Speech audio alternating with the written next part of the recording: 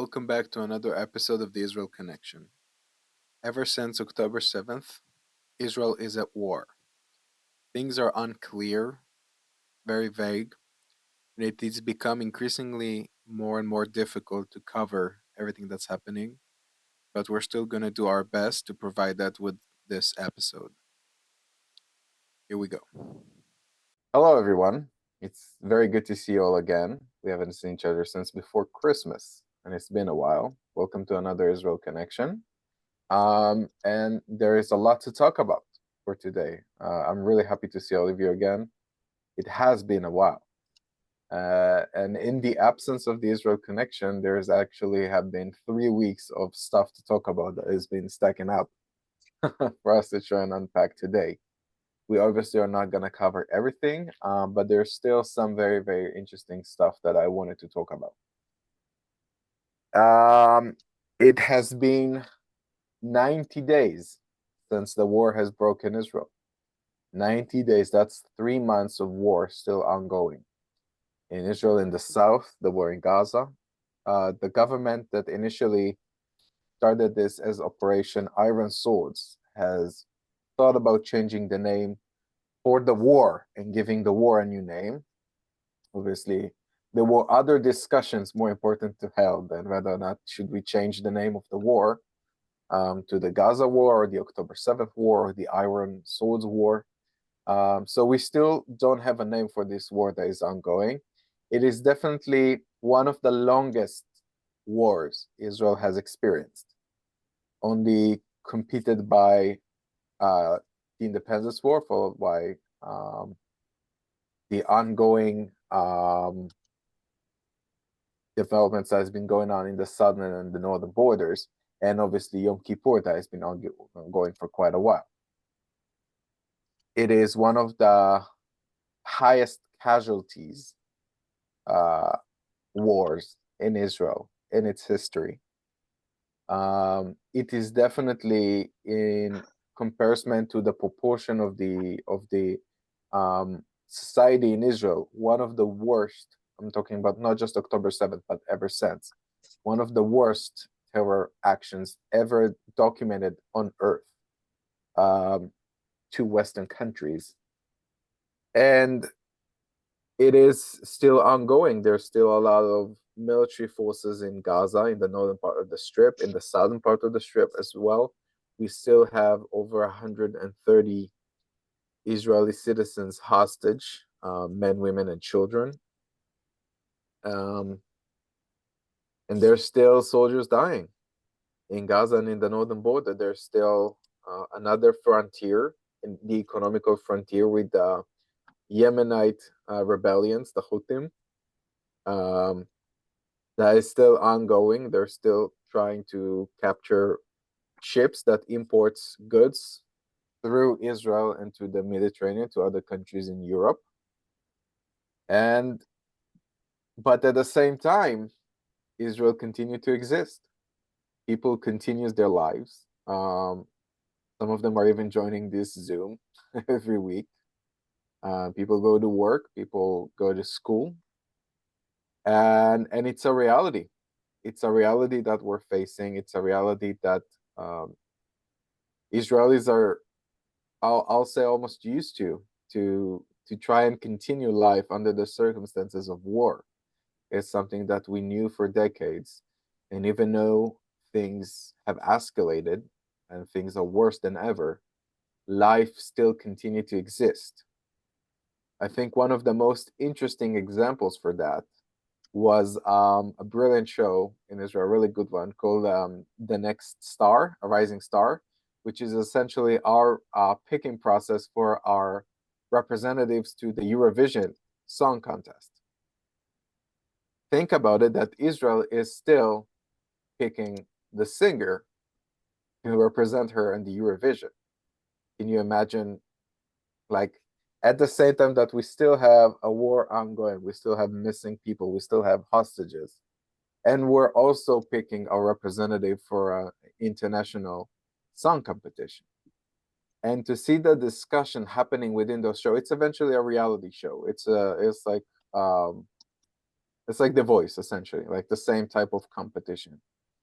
But the discussion you could see, like among the judges, among all the people that are like part of the selection process, what do we want to represent?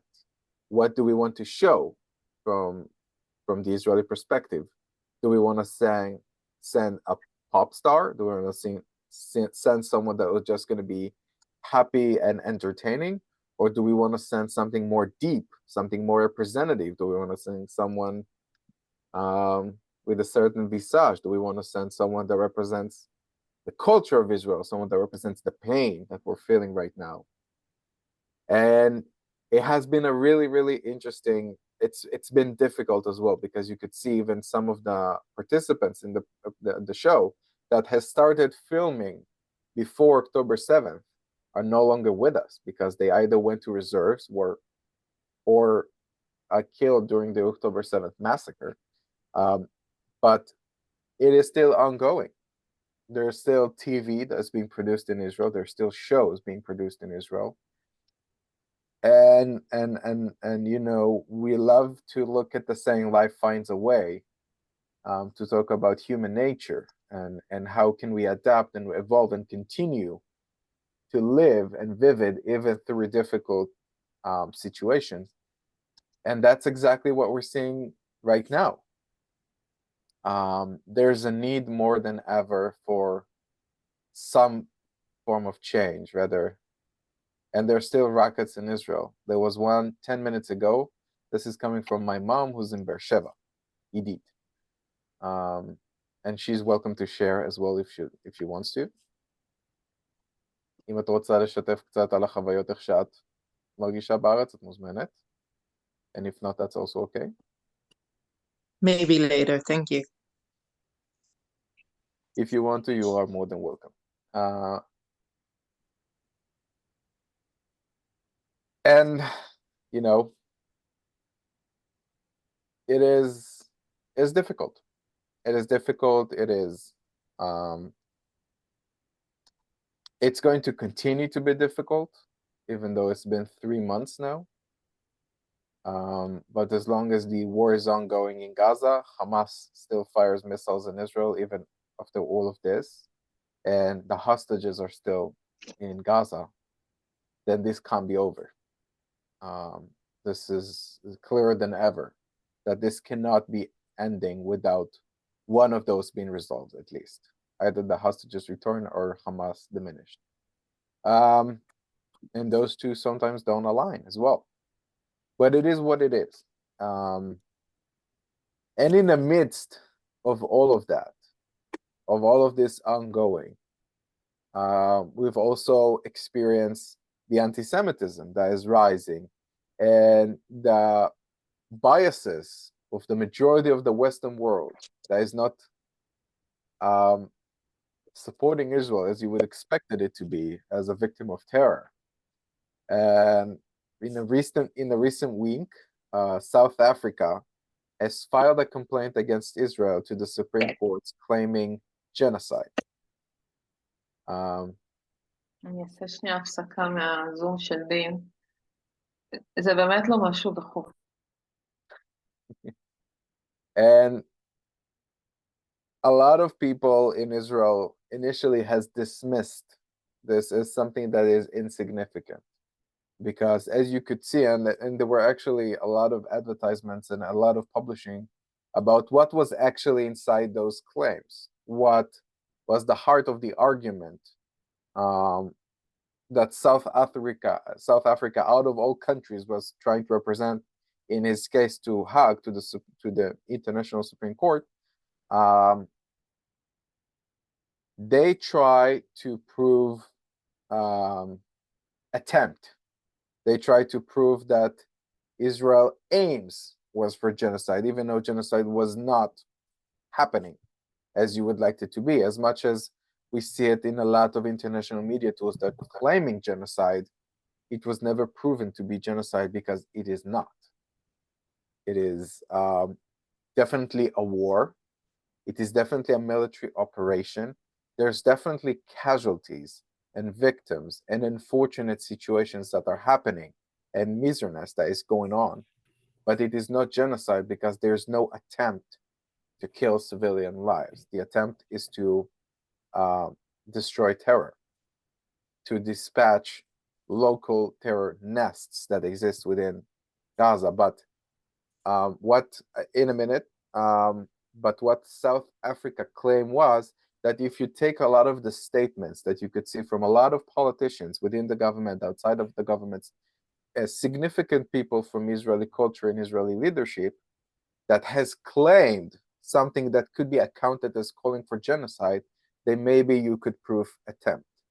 This is, again, this is coming from just what I have been reading about.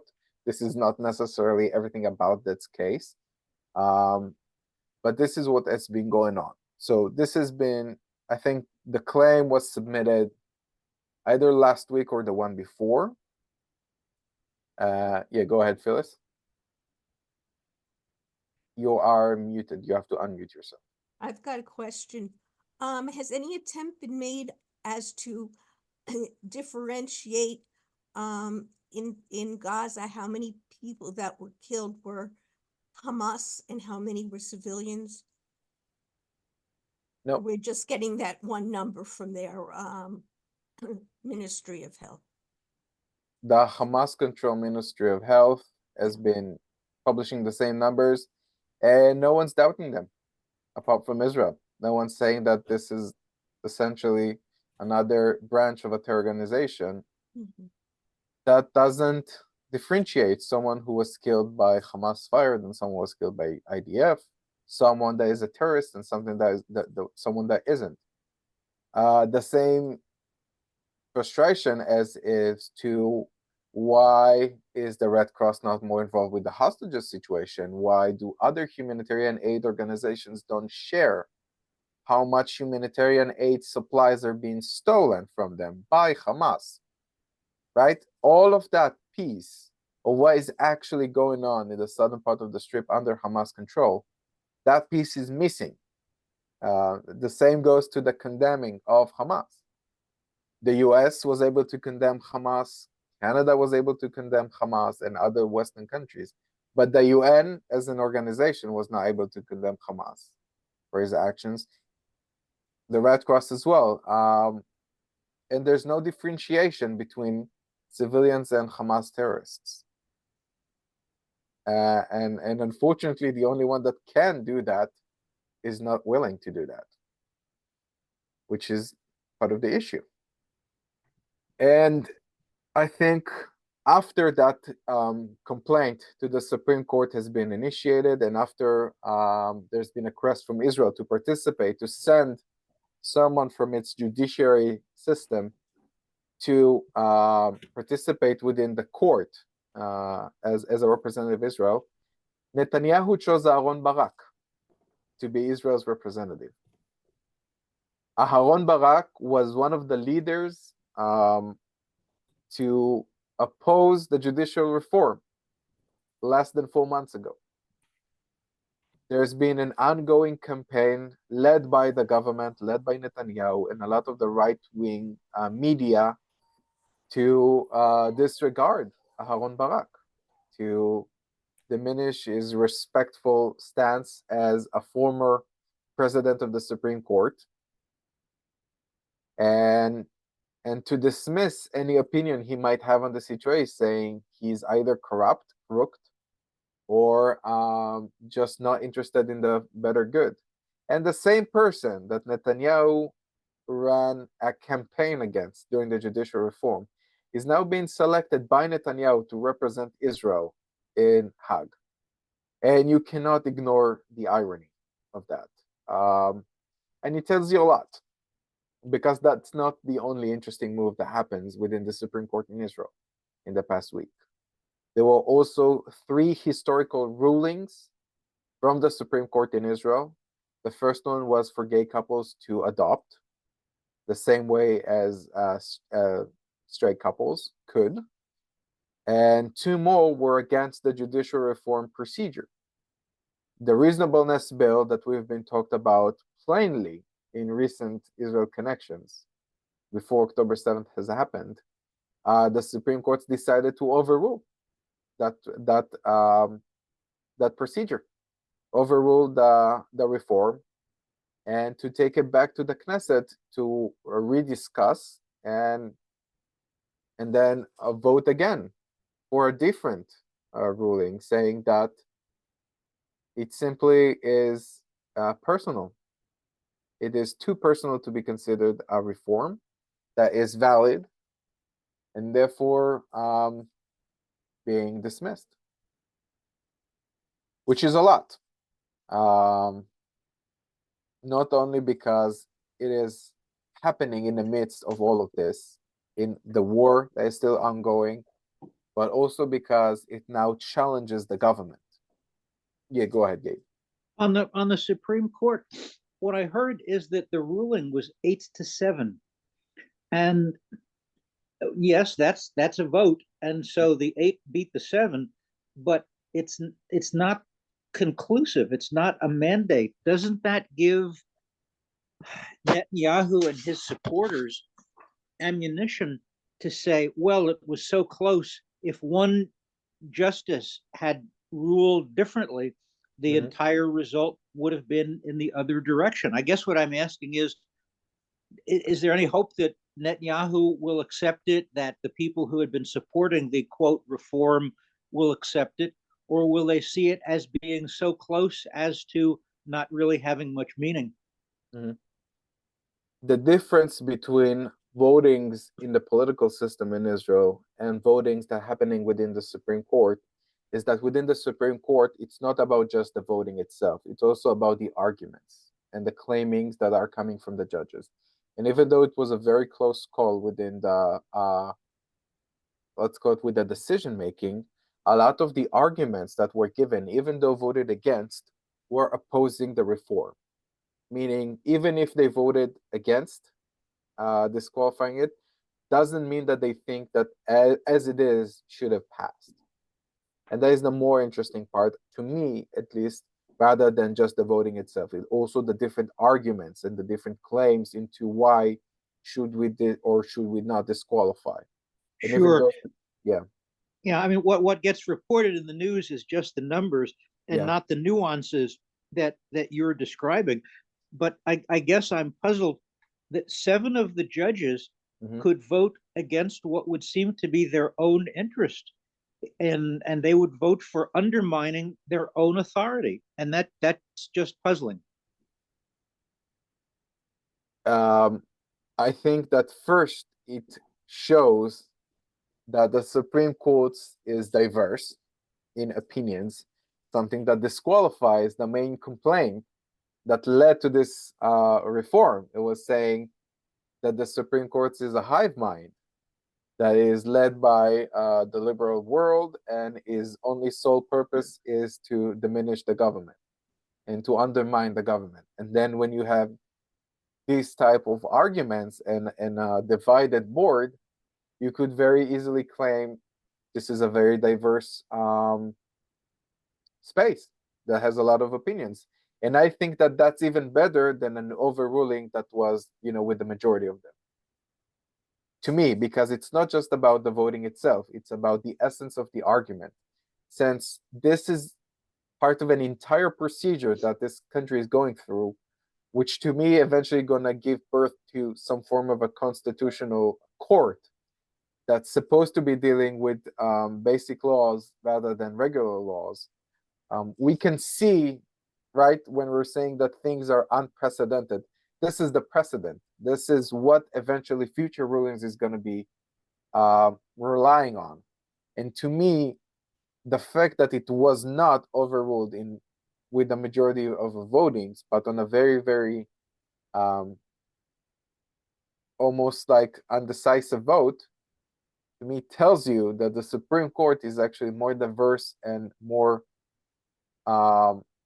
inclusive in the different views than you could expect. And that's the best outcomes when you're trying to undermine the authority of the Supreme Court by saying it is not diverse. So to me, that was the best outcome rather than the worst outcome about how to address that. And the next step for this one is for the government to accept that claim.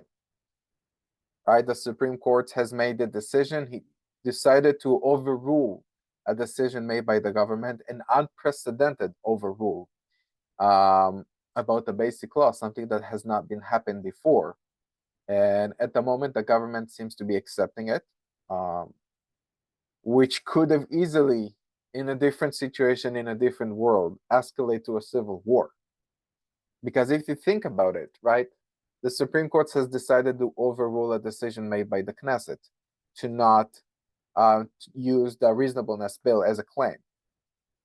If that would have happened, then eventually security forces like the military and the police will have to decide who to listen, whether it's the Supreme Court or the government. And that could have easily abrupt into a full-scale civil war. But I think that both the Supreme Court and the government knew that at this moment, right now, there is no chance that they would create more divide in the public. And eventually, at the moment, at least, it seems that the claim has been accepted by the government, and that's it.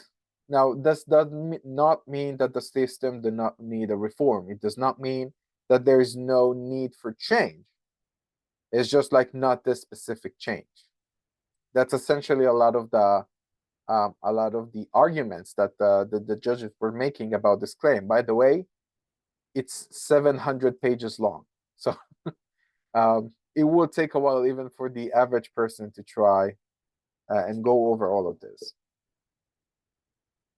So 3 historic rulings by the Supreme Court made this week during the war, during what I'll say I think is the most difficult time to be an Israeli, and to be in Israel right now.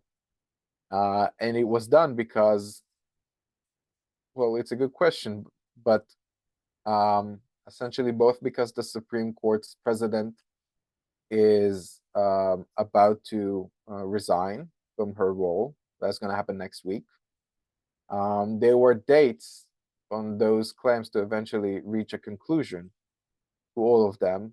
And essentially, I think it was also a good timing because of the conflict within the government that is not going to happen now. So on one hand, we have the war that is ongoing. We have the Supreme Court's ruling. We have the complaint that filed against Israel in Hague. And we have the selection process of representative to the Eurovision. All's been going for the past couple of weeks. And it's a lot to process. All of this is happening at the same time, of course. And that's what I got. At least that was the most interesting pieces that I found to go on and bring forth for this to have a discuss about, because I think that there's a lot of interest to it. So now go ahead with questions, comments, or reactions you might have. All right, we got one question from the chat. If the Israel war with Hamas goes for more months, do you believe that the people of Israel would protest more? Do you seek the future that could be Israel's? That's a good question. And Mike, you are more than welcome to also open your mic and Okay, well, maybe as Tatiana knows a lot about American politics because he went to high school in the States, and he seems to be a student of history. I was a little too young to remember Vietnam. My dad's retired Air Force, served in Vietnam, but I was a little too young to remember the conflict and the protests. But I'm sure there's a lot of others in this room on the chat who remember the Vietnam War. Do you think that it could become Israelis' version of the Vietnam War? And does anybody in the chat who remembers the Vietnam War, do they see any parallels or comparisons? I think a major difference that you should include when you're trying to compare this warfare with others is that Israel is not choosing to participate in this fight. Israel is doing everything it can to defend itself. The moment Israel withdraw its troops from Gaza, at the moment, Hamas is going to continue to attack. We're not doing this to gain control over new environments. We're not doing this to occupy other territories. The only reason IDF is still fighting right now is to safe return the hostages and to make sure it will be safe to live in the south of Israel, because right now it isn't. Can I answer? There's no protest, civilian protest against the war in Israel, because this war is on our borders and we have no choice but to fight it. And since Israel is a small country and our army is based on our children, then the global population is behind the army and trying to support it the best we can. I think aren't there some, but it's probably a minority viewpoint that what is the viewpoint in Israel that they want to reoccupy Gaza after this is over? Is that a minority viewpoint in Israel? Yeah, it So is. I think it's so. What you're asking is a good question. What is the end goal here? What is Israel trying to achieve? And that's a good question. And we're all expecting for answers about what does the future holds for this one, because obviously Israel does not want to stay in Gaza if it doesn't require. We're sacrificing our kids right now and our brothers and siblings every day. Most soldiers are dying in Gaza just to make sure that Hamas will cease to exist and that we'll safe return of the hostages.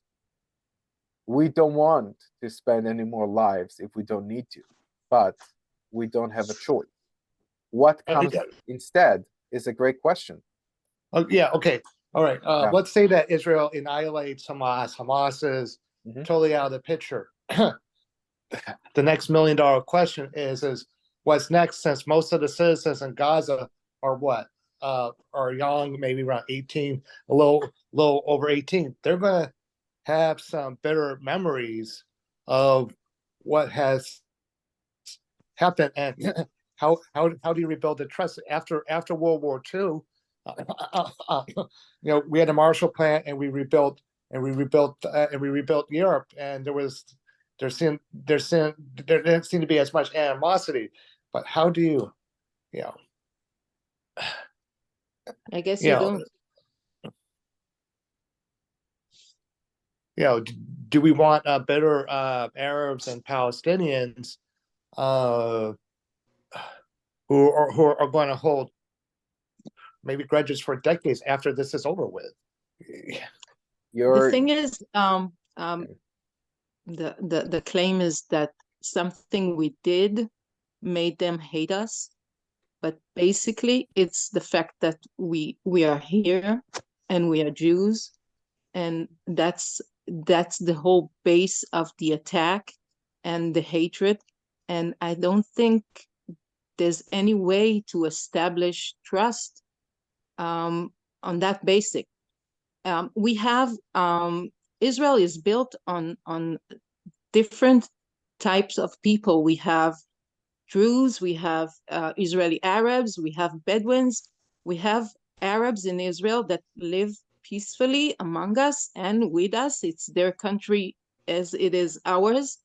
But the Palestinians in Gaza do not accept us as legit occupants of this territory.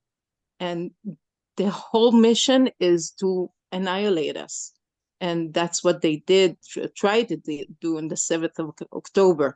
So there's no basis for trust. What we're trying to do right now is save the Palestinian people who are not linked to Hamas, because whatever it does there is worse than it did in Israel. They don't have a life in Gaza because of Hamas. Let's try and dive in, right? To think about what is the population of Gaza. Because understanding who this population is, who those people are, can help understand better what could be a viable solution. Okay? Israel disengaged from Gaza in 2005. Beforehand, Gaza residents or West Bank residents or Islamic Arabs that are living within the Israeli borders shared the same culture, shared the same history, but each one had a different perspective. Within the West Bank, before the Palestinian Authority took charge, there was a organization, Ashraf, the PLO, that tries to diminish Jewish life, that tries to destroy Israel. Identified as a resistance movement. All they did was kill Israelis, Jews and Arabs alike, everybody who was the citizens of Israel. And it took a very, very long time to establish a relationship with the Palestinian Authority, and it still is not perfect. And I'm talking about just the West Bank. Even today, the Palestinian Authority is still paying for jihad, is still compensating families of terrorists and making them respectful, giving them houses, giving them wealth for sending their kids to kill Israelis and die. That is the Palestinian Authority. That is an authority that we're actually collaborating with. There is security collaboration and there is economical collaborations between Israel and the Palestinian Authority, even with that ongoing. But that's the West Bank. And even in the West Bank, there hasn't been elections for the Palestinian Authority in a couple of years now, knowingly, because the moment there will be election, Hamas is going to get elected. Because if you look at the universities, if you look at all the places that involve the younger generation of Palestinians in the West Bank, they support Hamas. They support the annihilation of Israelis and the destruction of the Jewish state. Whether or not that's the majority of Palestinians, that's a good question. I don't know. We have to look at surveys. We have to ask the population. But there's definitely a lot of movement in that directions, believing that we don't have a right to exist. As is. Now you take a closer look at Gaza. In 2005, Israel disengaged from Gaza one-sidedly. Israel just said plainly, we don't want to deal with this shit anymore. Sorry for my language. And we disengaged. One of the most hurting ruptures in Israeli society happened because of that. Israel had to evacuate Jewish houses, Jewish settlements, entire cities from their home to other dislocated camps that some of them even still lives in caravans nowadays because of how terrible that was and that we remembered as Israelis. When that happened in 2006, the Palestinian Authority took control over Gaza and had election. Hamas won those elections as well. And Hamas has been ruling the Palestinian Authority since 2006. That's almost 20 years now. And within those 20 years, Hamas was able to build an entire infrastructure of education for terror, educating an entire generation to hate Jews, to hate Israel, and to pray for the destruction of Israel. And that's the people that we're facing right now. Whether or not there's people who resist Hamas, probably. How many of them still live in Gaza nowadays? I guess not a lot, because whoever resisted Hamas was murdered by Hamas. We could see very clearly how cruel they can be when they infiltrated Israel on October 7th and killed 1,200 people in one day.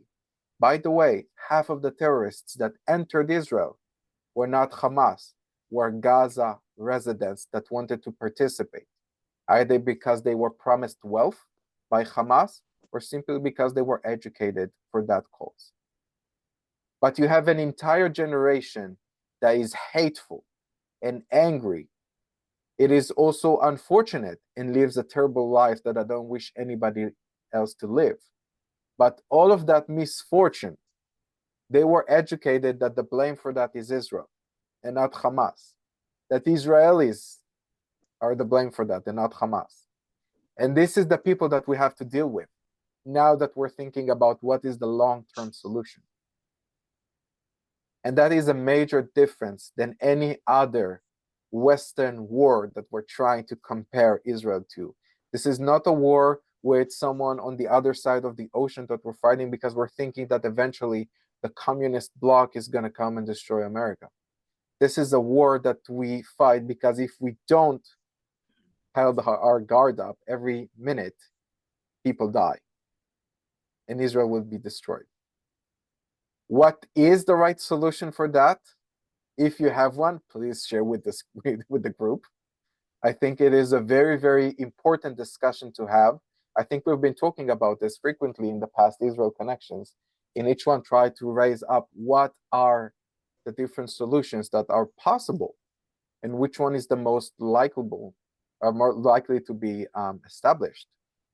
And it's a very, very tough decision because we don't know. And each solution seems terrible. I think I had this conversation with Jeff as well. We were trying to number all of the different possible solutions. And then when we were reaching a point where we say, all right, but this is the most, like this is the most likely, or this is the best case scenario for all of us. All of them were bad. And now that I made my 2 cents of a speech, and I'm sorry, it's just, it touched a very, very personal point for me, at least, which is trying to understand why are we doing this? And I had to let it out. So I apologize if it was a bit too long.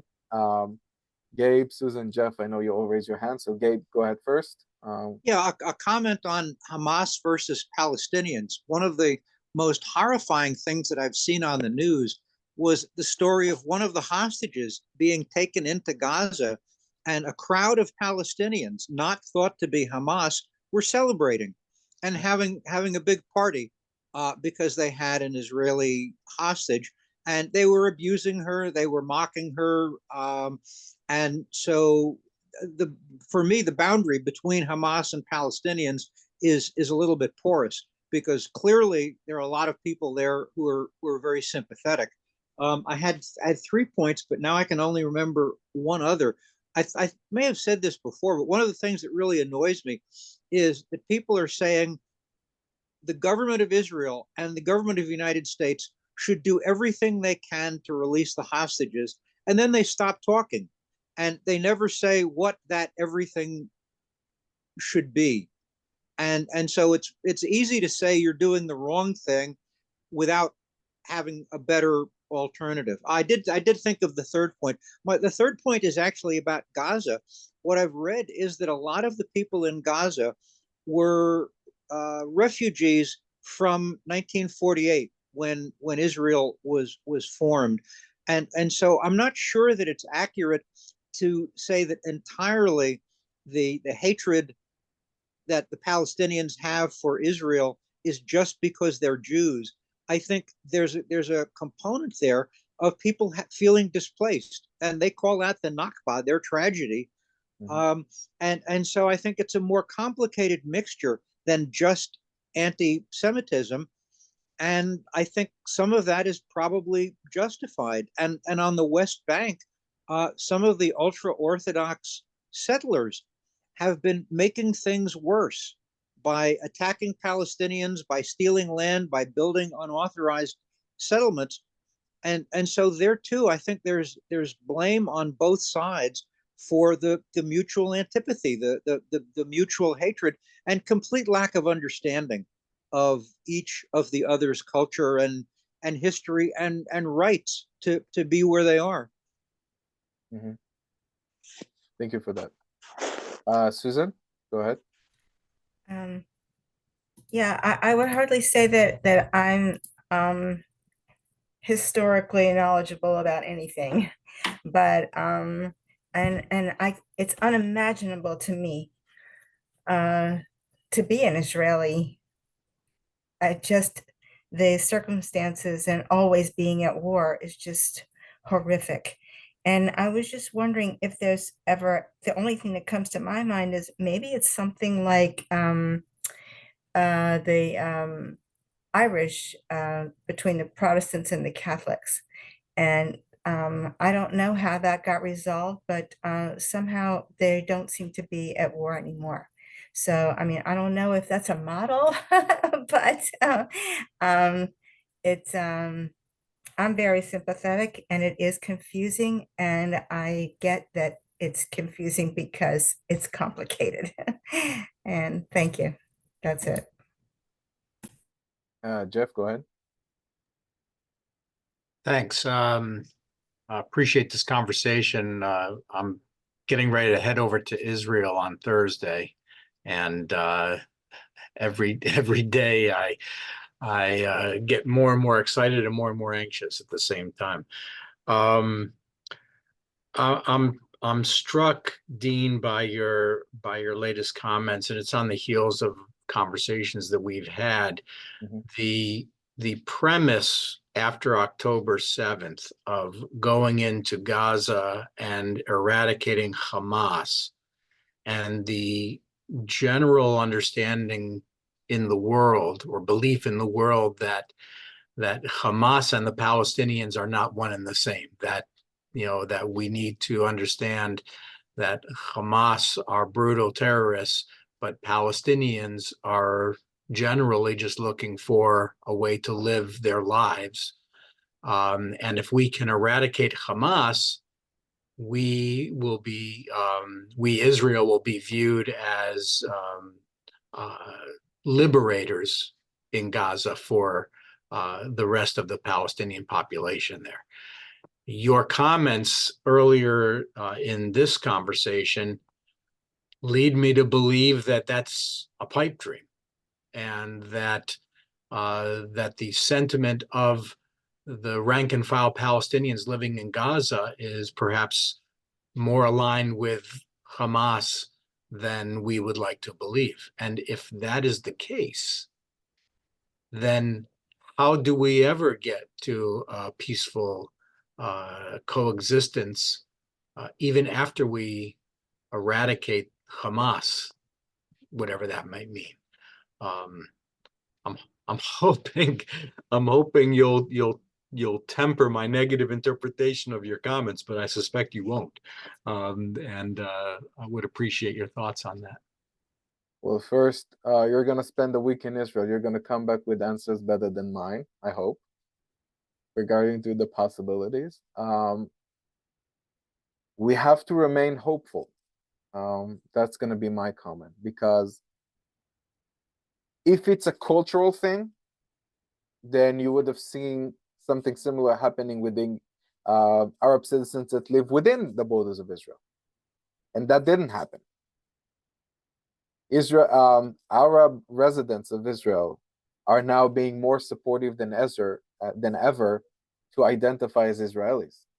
There has been Muslims and Arab citizens that have been killed on October 7th, just like Israelis. And you could see the support in hospitals with medical teams and in other opportunities. So it's not cultural. Is it a religious thing?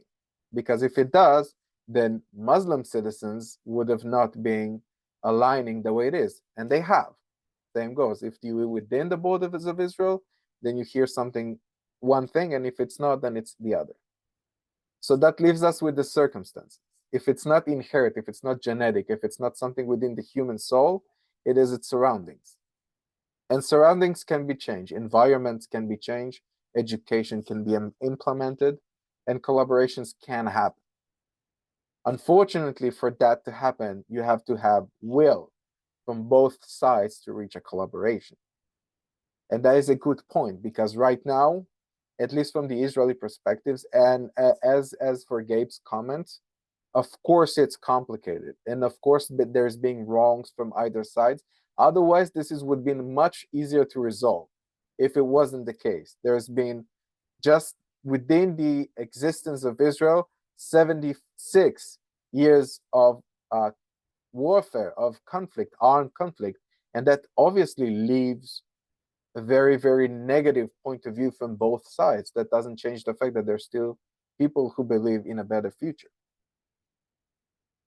There has to be involvement of a third factor here, whether it's one of the leading, more moderated Arabic countries, whether it's Saudi Arabia, the United Emirates, or even Qatar. Even though Qatar funds Hamas, we are still accepting Qatar as a valuable partner in this solution as is, even though its involvement with Hamas. There has to be a military solution as well, because the infrastructures of terror, the armed existence there cannot continue to exist, because if you have that, you're gonna use that. There's a lot of different answers to this one that needs to be answered. First off, obviously, what is the goal of the military operation? Because we're not going to diminish Hamas. It's not going to happen. Israel's not going to get the, at least the US support it's been receiving for longer than it is, couple months maybe. The economical burden of continuing this armed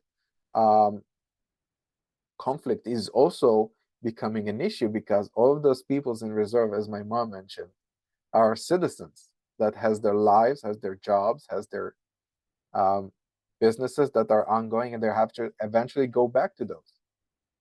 And if that's not the case, and if so, the international support, the economical burden, and obviously the legitimate of the military operation, all of them eventually are going to cease to exist. And by that time, we're not going to be able to diminish Hamas. But we need to implement hope. We need to implement an opportunity for education for better purposes. And optimism is the only thing we've got right now. To believe that there's good people on the other side, even though we don't see it as it is. Can I add, we have the issue with the North, which is escalating daily. Yeah, Edith, I'm glad you brought that up. When I go to Israel on Thursday, my first visit is friends of mine who live in Kiryat Shmona, and I'll be visiting them in Tiberias, where they've been evacuated to. But okay, don't go to Kiryat Shmona. Yeah, but I am curious, Dean, by your perspective on the escalation in the north. And yeah, when I come back, I'll give you my feedback. But what your thoughts are about Hezbollah and what the near future might hold? It's bad. That's good. Well, it's again, as it is in the south, it's not looking great. It is escalating, and at the same time, Israel is trying to one hand show that it's reaching out for hope, but at the same time not to show military weakness. To alert the other sides that we're, pulling up. It's complicated. Obviously, all of the different military corresponded have their own opinions regarding to whether or not Hezbollah want another war, want another armed conflict, like full-scale armed conflict in the north. And all of them are saying it isn't. Because, again, if you look at the northern part of like the southern part of Lebanon, the southern part that has been in armed conflict with Israel, there's Hezbollah there. There's also Lebanese citizens there, and there's also the Lebanese government. Three different factors that don't necessarily think the same way, all exist in that space. Each one wants a different thing. Hezbollah wants a conflict with Israel because it wants to deter. It wants to discourage Israel from to continue its warfare in the south because of the alignment that both of those organizations as Palestinians have regarding to the existence of Israel. But at the same time, Hezbollah knows that the more it will escalate this conflict, the more citizens around Hezbollah are going to get hurt, and the more it's going to get into conflict with the Lebanese government that doesn't want that. The Lebanese government just recently made an economical agreement with Israel about the mining of oil. That happened only a little more than a year ago. by the way, something that was condemned deeply by Netanyahu and then respected as part of the new government. This is, again, an unprecedented thing. The Lebanese government eventually, I want to believe, that wants the better future for its residents, and war is not good for them. Armed conflict is not good for them, because armed conflict means casualties. Apart from the civilian burden of that, there's also the economical and the medical burden of attending and providing support to all of those areas that are going to be affected by the conflict. And obviously, it's delegitimized the government as it is. That's what war does to any government. So essentially, you have one factor that wants an armed conflict with the surroundings that tries to prevent it. And if that's the case, both for Israel and from the Lebanese side, for Hezbollah, then there's a good chance it wouldn't be. At the same time, we live in an extreme environment, and in extreme environment, every solution is possible, the same way as the extreme ones to the moderate ones. And we simply cannot say what the future holds. But at the moment, no one wants another escalation in the north. But at the same time, Israel needs to both reach a hand for collaboration and deter military against Hezbollah, because eventually deter is the only way of operation with terror organizations, not necessarily with governments, with citizens, with people, but with terror organization that wants you dead. And that's their goal. That's their vision, if you may, both of Hezbollah and Hamas. And that's the problem, because that's also in Hamas is in Gaza is the leadership. Because if you don't address Hamas, who are the elected leaders of the Palestinians who live within Gaza that you can talk with? That's the issue. But we have to remain hopeful, and we have to, Jeff always encouraged me to also mention positive things in those sessions, and I really appreciate that. And I wanted to mention the new program that we've created called Shabbat Connections. We recently got an interesting opportunity to try and engage more with the community. And that's why we encourage people to host Shabbat dinners and invite other people to join in a discussion. We've created resource kits that you could use in your discussions to talk about one of the 5 topics that we've created resource kits for. Obviously, you can talk about something else that falls under this umbrella of Israel and anti-Semitism. But we want to encourage more people in the community to have important and valuable conversations. So if any of you have interest, you can go to our website, search Shabbat Connections. I'm really excited about launching this project. I'm going to participate in some of those Shabbat Connections myself as well. I think they're all very, very valuable. And at least at this point, the best thing we can do is start talking to people. Start engaging those tough conversations that you usually try to avoid. Because if not now, that there's not going to be a better time to start and having those conversations. And the other thing that is upcoming is a day of learning for the community called Shine a Light that we're trying to bring in for the community. It is going to be a day of learning for Jewish professionals, clergy, lay leadership, education directors, and also involved member of the community. And all of you are very involved within at least what we're doing right here. So if you all want to join in, you're more welcome to reach out. Jeff is just going to land after his trip back from Israel here. So he's going to be jet lagged as hell. But hopefully he'll join us too. And it is going to be a brilliant opportunity to talk to other Jewish professionals or community builders, people that are involved within the Jewish life in their surroundings. Here's some very good speakers, very, very interesting breakout sessions that we're creating, and enjoy this space. So both of those are very, very interesting and encouraging, positive stuff that I also wanted to mention for this session. And I really hope to see you participating in at least one of those 2. And with that, I wanted to thank you all again for joining in this Israel Connection. It's been a while, and I missed you all, and I'm really, really happy we could do this again.